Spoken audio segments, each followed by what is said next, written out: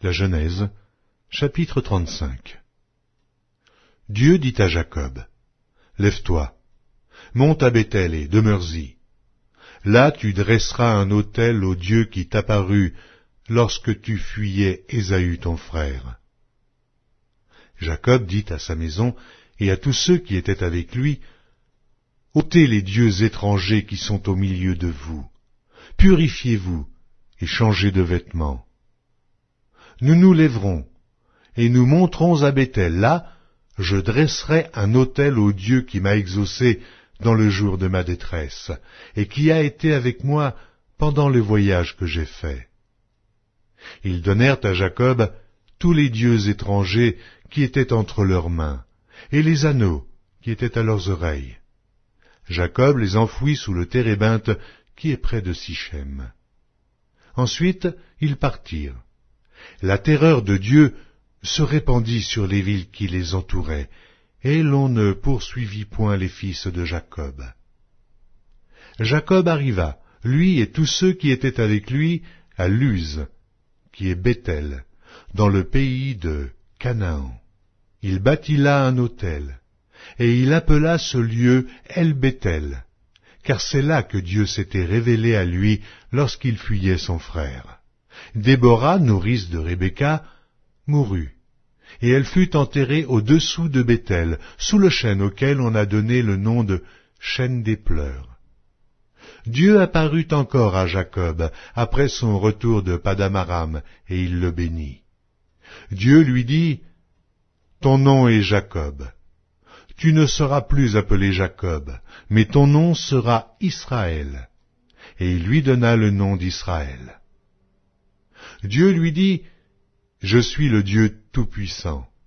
Sois fécond et multiplie. Une nation et une multitude de nations naîtront de toi, et des rois sortiront de tes reins. Je te donnerai le pays que j'ai donné à Abraham et à Isaac, et je donnerai ce pays à ta postérité après toi. » Dieu s'éleva au-dessus de lui, dans le lieu où il lui avait parlé. Et Jacob dressa un monument dans le lieu où Dieu lui avait parlé, un monument de pierre sur lequel il fit une libation et versa de l'huile.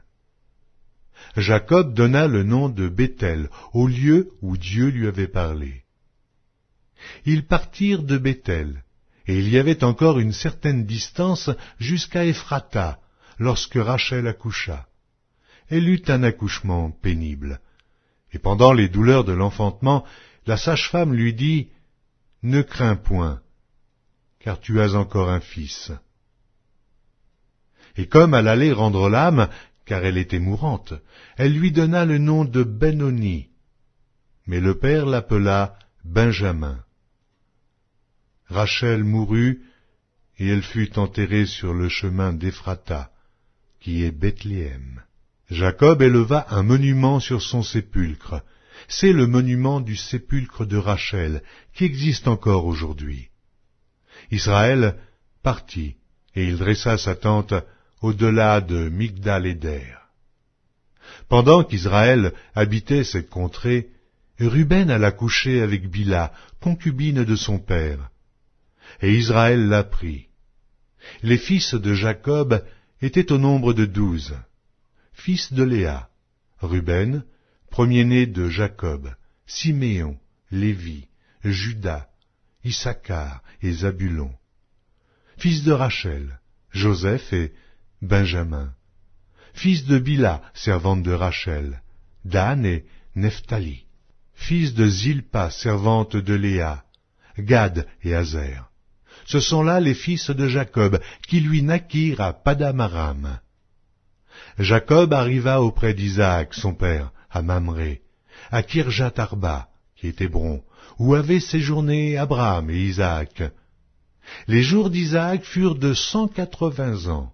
Il expira et mourut, et il fut recueilli auprès de son peuple, âgé et rassasié de jours, et Ésaü et Jacob ses fils l'enterrèrent.